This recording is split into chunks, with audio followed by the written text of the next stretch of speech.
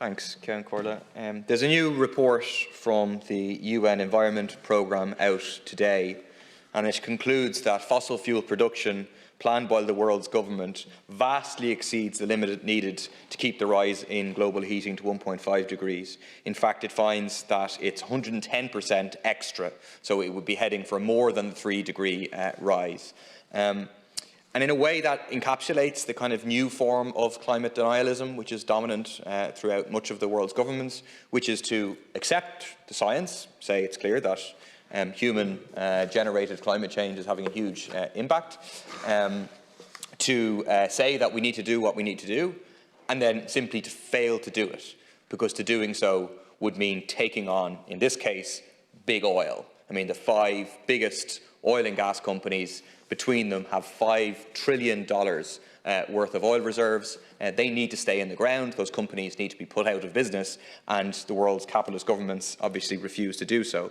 But the kind of version of that in Ireland is reflected in the approach of the government to big agribusiness, and reflected in the discussion around the carbon budgets, which is to say, don't worry, we'll do the hard part of the job after the government is gone, and don't worry, the biggest emitting sector, we're not actually going to reduce the size of the national herd, with no indication of how we're actually going to bring down emissions. I thought the exchange earlier between the Taoiseach and Deputy Healy-Rae was instructive, because Deputy Healy-Rae was accusing the Taoiseach of saying the national herd has to be cut, and the Taoiseach was very defiantly saying, no, I definitely didn't say that. But what is missing is some basic honesty that, yes, the national herd absolutely has to be cut if we're to meet our climate targets. That doesn't have to mean, and must not mean, a reduction in living standards for small farmers. Small farmers should be guaranteed a living income. They should be made payments for carbon sequestration and ecosystem services. But it does mean challenging the model of agriculture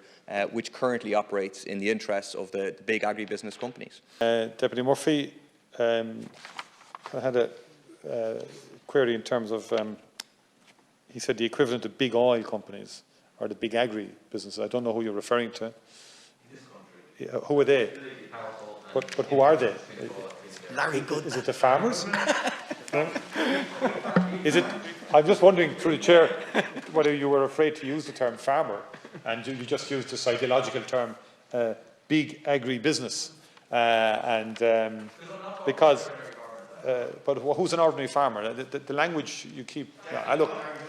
So that's it, isn't it? That's the juxtaposition you make all of the time. But actually, there's many farmers. No, there's many farmers out. No, there are many farmers out. And in respect of my engagement with Deputy Healy-Rae, that was in respect to the accuracy of what he said. He was simply inaccurate in what he said. He couldn't produce the quote. That's the point. And I will challenge that when it's said. I have no recollection ever saying that. And I tell you one thing, Deputy, I do think we need food security. I think Ireland is a leader in environmentally probably far more friendlier emissions targets than any other country. We're world leaders in terms of friendly. We can do better. We have to do better. But there's always a balance between food security and the climate agenda. It's a challenging one. But we do need to produce food in Europe.